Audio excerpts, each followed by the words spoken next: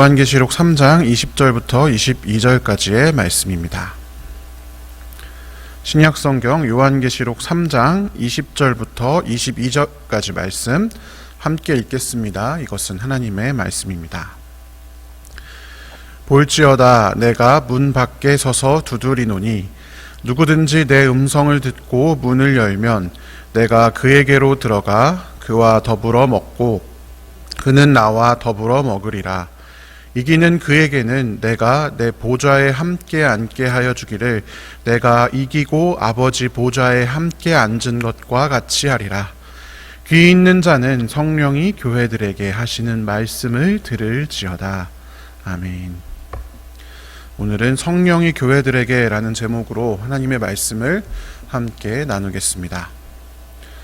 요한계시록에 대해서 이야기를 하고 있습니다. 요한계시록은 묵시문학이자 서신서입니다. 예수님이라는 매개체를 통해서 예수의 종들, 하나님의 자녀들, 성경을 아는 사람들은 이 요한계시록의 내용들을 해석할 수 있지만, 온전히 해석해낼 수 있지만 모르는 사람은 해석해낼 수 없는 문학적인 이야기가 바로 요한계시록입니다.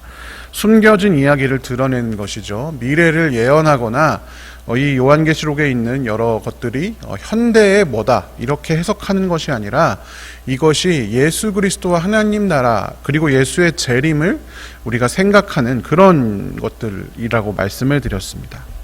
동시에 요한계시록은 특정한 수신인을 둔 서신서 형태를 띠고 있습니다. 이 서신의 수신은 아시아의 7교회입니다. 이때 아시아는 오늘날의 그 아시아 대륙이 아니라 로마의 소아시아 속주를 의미한다고 말씀드렸습니다. 이 지역은 로마의 속주가 된 지 230년가량 지난 어떤 곳이고 지리적, 경제적 요충지이기 때문에 로마화가 매우 진행된 그런 곳이다라고 말씀을 드렸습니다. 이곳을 수신인으로 한 이유는 물론 이 소아시아의 7교회들, 각 교회들에게 직접 쓰려는 의미도 있을 수 있겠지만 좀 더 크게 묵시적인 차원에서 로마의 압제하에 있는, 로마 치하에 있는 7교회, 7이 모든, 완전 이런 것을 말씀드린다고 했죠. 모든 교회, 그러니까 로마 치하에 있는 모든 교회를 대상으로 한 것이 바로 이 요한계시록입니다. 그럼 그때 당시에 그 모든 교회들은 어떤 상태였을까? 당시는 살아있는 상태에서 스스로를 신격화시킨 최초의 황제 도미티아누스 황제 시대였습니다. 자신의 정통성 획득을 위해서 황제 숭배를 전 세계에 강요하고 자신을 주님으로 부르게 한 사람이 바로 이 도미티아누스 황제입니다. 이런 상황에서 로마 치하의 각 교회들은 주님으로 이 황제를 부를 수 없고 예수님만 그들의 주님이었기 때문에 이 황제 숭배를 거부할 수밖에 없는 상황, 그래서 핍박받는 상황에 놓이게 되죠. 그래서 당대의 기록의 그리스도인들을 무신론자다, 매국노다 이렇게 이야기합니다. 황제 신을 믿지 않는 무신론자다라는 것이죠.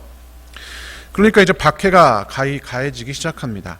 실제적인 육신의 박해와 위협도 문제지만 황제를 숭배하는 그 신전 거리를 중심으로 한 로마의 중심에서 이 경제 상행위에 참여하기가 어렵고 또 당대에 있었던 신분 상승, 그러니까 로마 시민이 되거나 아니면 그런 여러 가지 혜택을 받는 그런 기회에서 배제가 되어버리는 상황이 이 교회들에게 펼쳐졌습니다.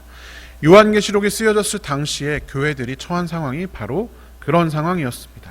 사회 자체로부터 핍박을 받고 사회 자체로부터 버려지는 사람들, 사회에 도무지 정상적으로 편입될 수 없는 사람들이 바로 당시의 그리스도인들이었습니다.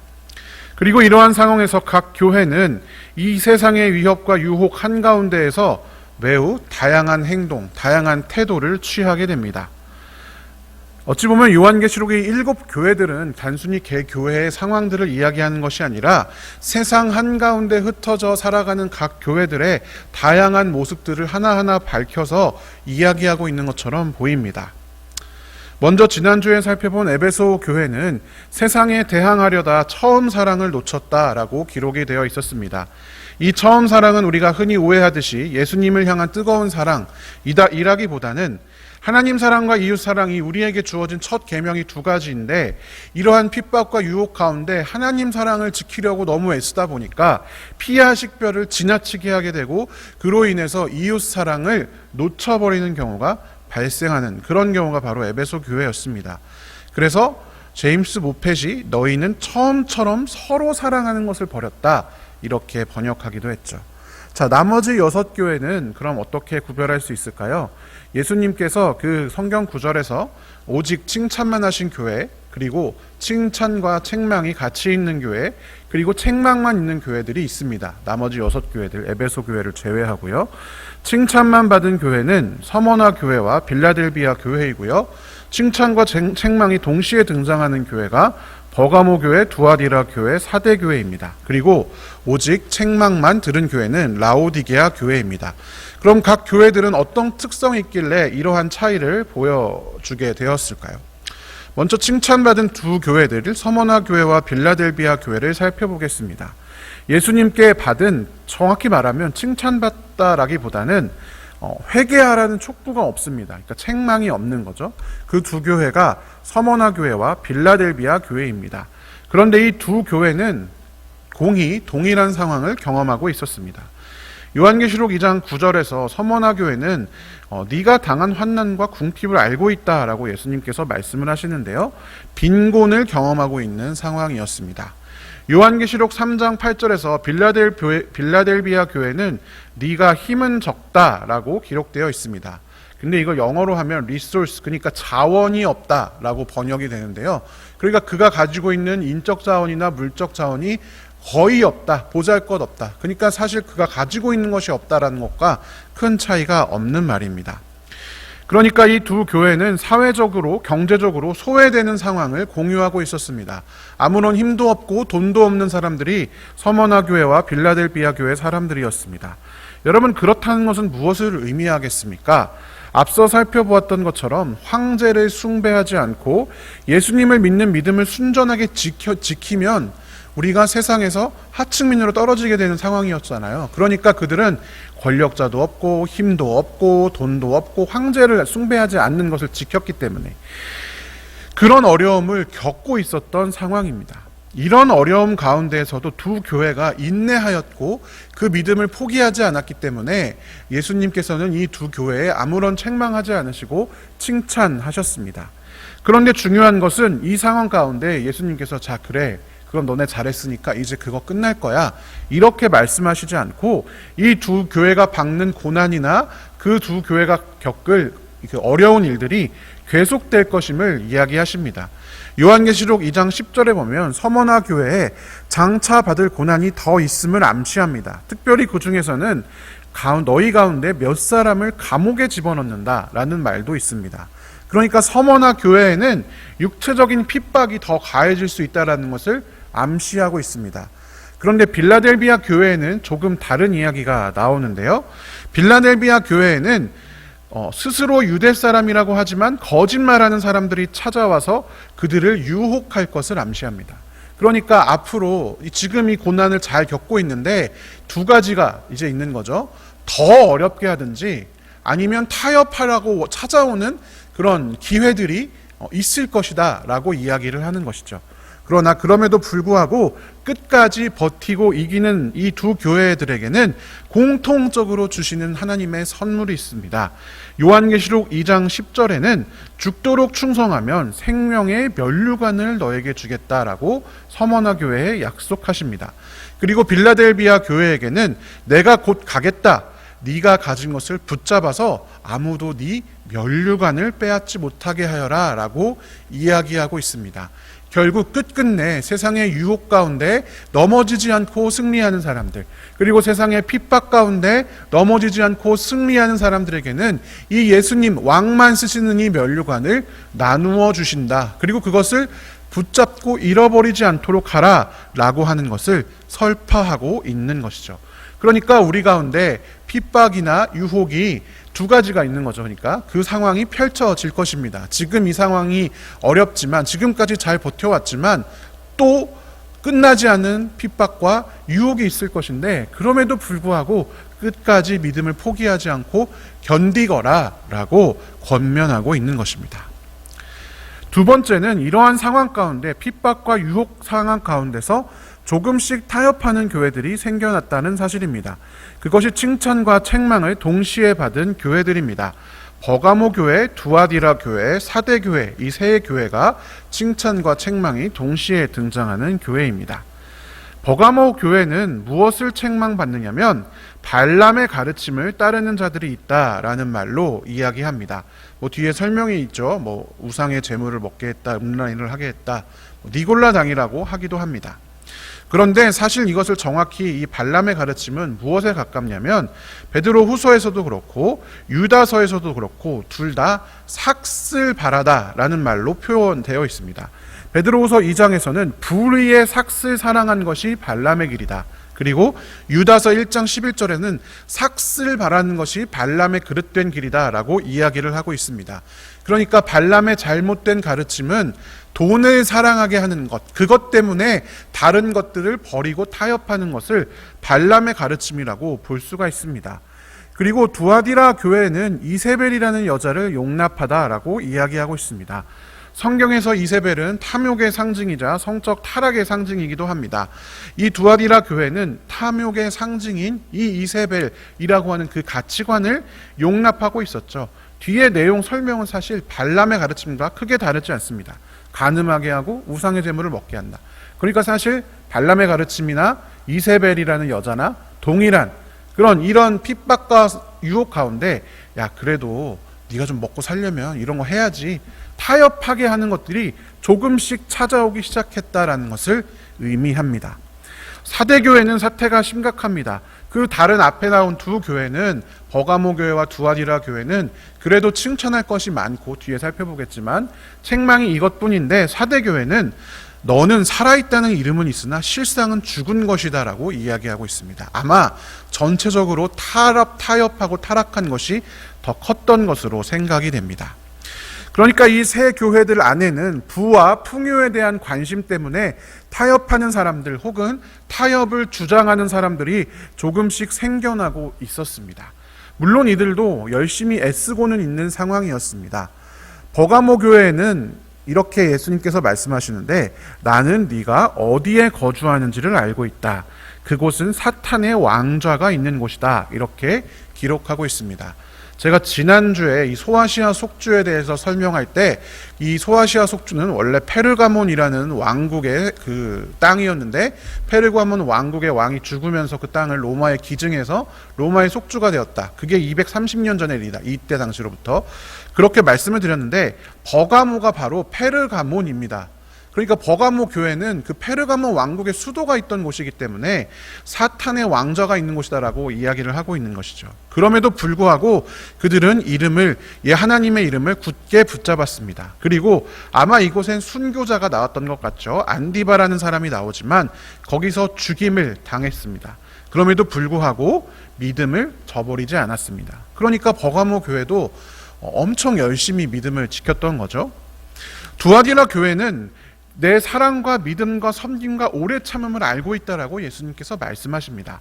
나중 행위가 처음 행위보다 훌륭하다는 것들 알고 있다라고 말씀하십니다. 그러니까 버가모 교회나 두아디라 교회나 다 전체적으로는 그런 유혹과 세상의 한가운데에서 믿음을 지키기 위해서 애쓰는 사람들이 훨씬 많았습니다. 그러나 그 중에 일부가 발람의 가르침을 지켜야 한다, 이세벨을 용납한다, 이렇게 이야기를 하고 있는 거죠. 그리고 사대교회는 아까 말씀드렸다시피 전체적으로는 타락한 모습이었지만 일부 자기 옷을 더럽히지 않은 사람 몇 명이 있었습니다. 그러니까 전체적으로는 이제 앞에 두 교회보다는 좀 더 많이 타락했지만 그 가운데에서도 믿음을 지킨 사람들이 일부 있었다라는 것을 의미합니다. 그래서 이러한 이 세 개의 교회들에게는 잘하고 있는 일들 포기하지 말고 굳게 지킬 것을 권면하고 있습니다. 그리고 그렇지 못한 일들, 발람의 가르침, 이세벨을 용납하는 그런 일들에 대해서 회개할 것을 예수님께서 촉구하고 있는 것이죠. 마지막으로 이 흐름에 완전히 져서 패배한, 타락해버린 교회가 하나 등장합니다. 그것이 바로 라오디게아 교회입니다. 자, 라오디게아 교회에 대한 책망이 굉장히 긴데요. 먼저 요한복음 3장 15절부터 16절까지 세 번역으로 같이 한번 읽어보겠습니다. 나는 내 행위를 안다. 너는 차지도 않고 뜨겁지도 않다. 네가 차든지 뜨겁든지 하면 좋겠다. 내가 이렇게 미지근하여 뜨겁지도 않고 차지도 않으니 나는 너를 내 입에서 뱉어버리겠다. 아멘. 자, 우리는 이것을 흔히 우리의 신앙의 온도로 생각하곤 합니다. 너희가 좀 더 뜨거워야 되는데, 뜨거운 신앙, 뜨거운 열정을 가지고 예배해야 하는데 그렇지 않고 밍밍한 마음으로 와서 밍밍하게 왔다가 조용하게 예배드리다 조용하게 돌아가는 것을 책망하는 것처럼 생각합니다. 그러나 그렇지가 않습니다. 요한복음 3장 17절부터 18절까지를 읽어보면 이 라오디게아 교회가 스스로를 풍족하여서 부족한 것이 조금도 없다라고 말하는 존재로 설명합니다. 앞서서 칭찬받은 두 교회와는 사뭇 다르죠. 궁핍과 자원이 부족한 상황에 처해 있던 서머나 교회나 빌라델비아 교회와는 정반대입니다. 스스로가 우리는 풍족해, 우리는 부족한 것이 없어, 우리는 부자야, 이렇게 스스로가 이야기하는 교회입니다. 그러나 그들의 실상은 오히려 그렇지 않다라고 예수님께서 이 구절을 통해 말합니다. 이들이 풍족하고 부족함이 없다고 스스로 여기게 된 원인이 무엇일겠습니까? 당연히 황제 숭배에 전적으로 타협했기 때문입니다. 그렇기 때문에 그들 가운데는 경제 활동이 가능했고 신분 상승도 가능했습니다. 그래서 돈도 얻게 되고 권력도 얻게 되고 명예도 얻게 되었습니다. 그래서 그들은 현실적으로 육신으로는 풍족하고 부족한 것이 없는 사람들이 되었습니다. 그러나 하나님 나라에서는 완전히 파산해버린 사람들이 되었습니다. 비참하고 불쌍하고 가난하고 눈이 멀고 벌거벗은 것을 알지 못하는 수치를 입은 사람들이 되어버린 것이 바로 라오디게아 교회 사람들이었습니다. 그런 면에서 뜨겁지도 차지도 않다는 것은 신앙의 온도를 의미하는 것이 아닙니다. 하나님 앞에서 어느 한편도 선택하지 않고 타락해버린 것을 의미합니다. 하나님을 믿는 교회다라고 하면서 세상과 완전히 타협해버렸습니다. 그래서 하나님을 믿는 교회와 세상이 완전히 섞여버렸습니다. 하나님을 믿든지 아니면 아예 부인하든지 둘 중에 하나를 선택해야 하는데 그것 둘도 아닌 어떤 것. 하나님을 믿는다는 이름은 있고 하나님을 믿는다고 스스로 고백하면서 실상은 하나님을 믿지 않는 행동을 하는 그런 사람들을 바로 뜨겁지도 차지도 않은 교회다. 내가 입에 넣었는데 너무 미지근해서 뱉어버리고 싶은 교회다. 그렇게 말씀하고 있는 것입니다. 우리의 믿음이 뜨겁지 않아서가 아니라 이들의 신앙의 내용이 하나님을 믿는다 하면서 실제로는 세상을 믿는 사람들이었기 때문입니다. 마태복음 6장 24절에서 예수님이 직접 이렇게 말씀하셨습니다. 아무도 두 주인을 섬기지 못한다. 한쪽을 미워하고 다른 쪽을 사랑하거나 한쪽을 중히 여기고 다른 쪽을 업신여길 것이다. 너희는 하나님과 재물을 아울러 섬길 수 없다. 이것이 차지도 뜨겁지도 않다는 말의 핵심입니다. 한쪽을 미워하고 한쪽을 사랑해야 되는데 그게 아니라 두 개를 아울러 섬기는 이상한 모습, 그러니까 실질적으로는 하나님을 안 믿는 거죠. 그런 모습을 이야기하고 있는 것이죠. 그러나 이런 라오디게아 교회에게도 예수님께서는 요한계시록에서 이렇게 말씀하십니다. 나는 내가 사랑하는 사람은 누구든지 책망도 하고 징계도 한다. 그러므로 너는 열심을 내어 노력하고 회개하여라. 하나님께서는 그렇게 뜨겁지도 차갑지도 않게 세상과 완전히 타협해서 세속주의에 물들어버린 그 교회마저도 사랑하십니다. 그래서 회개를 촉구하고 계십니다. 사랑하는 성도 여러분, 우리는 세상 앞에서 어떤 교회로서 살고 계십니까? 승리하는 교회입니까? 타협하는 교회입니까? 타락하는 교회입니까? 그런데 사실은 지금 우리가 어떠했나, 우리의 과거가 지금까지 어떠한지보다 요한계시록이 더 관심을 가진 부분은 조금 다른 부분입니다. 앞으로 어떻게 살아갈 것인가? 어디에 소망을 두고 살아갈 것인가? 우리가 세상의 시선을 두고 세상의 소망을 두고 세상과 타협하며 타락하며 살아갈 것인가? 아니면 아멘이신 예수님, 마침내 다시 오실 예수님을 신뢰하며 그분을 선택하며 살아갈 것인가? 지금 승리했든지 타협했든지 타락했든지 상관없이 모든 교회들은 다 여러분 요한계시록 2장 3장 읽어보시면 우리가 요한계시록 1장에서 살펴봤던 다니엘서에 등장한 그 예수님의 모습, 마침내 바벨론을 멸망시키는, 마침내 로마 제국을 끝장낼 예수님이 그 모습으로 나타나셔서 말씀하십니다. 모든 교회들에게 아울러 소망의 약속을 주십니다. 너희가 내 말을 잘 지키면 마침내 이기면 생명의 면류관을 주겠다. 새 예루살렘의 이름을 주겠다. 생명책에 기록하겠다. 이런 이미지들이 계속 등장합니다. 그러니까 지금까지 어떤 모습으로 살았든 상관없이 우리에게는 보이는 세상이 전부가 아니라 덮여진 숨겨진 세상 하나님 나라가 반드시 있기 때문에 아멘이신 예수님께서 마침내 우리 삶에 반드시 실현시키실 하나님 나라를 바라보며 살 것을 촉구하고 있는 것이죠. 그것에 더 관심을 가집니다. 지금 우리가 어디에 속하냐 구별하는 게 아니라 앞으로 우리는 어떤 믿음으로 살아갈 것인가를 더 관심을 두고 있는 것이죠. 책망하고 회개하고 돌이키며 이러한 현실 가운데에서도 믿음을 지켜갈 것을 권면하고 있습니다. 재미있는 것은 이 가장 타락한 라오디게아 교회에 권면하는 말씀이면서 동시에 이 7교회의 결론처럼 주어진 말씀이 바로 오늘의 본문입니다. 같이 한번 읽어보겠습니다. 보아라, 내가 문 밖에 서서 문을 두드리고 있다. 누구든지 내 음성을 듣고 문을 열면 나는 그에게로 들어가서 그와 함께 먹고 그는 나와 함께 먹을 것이다.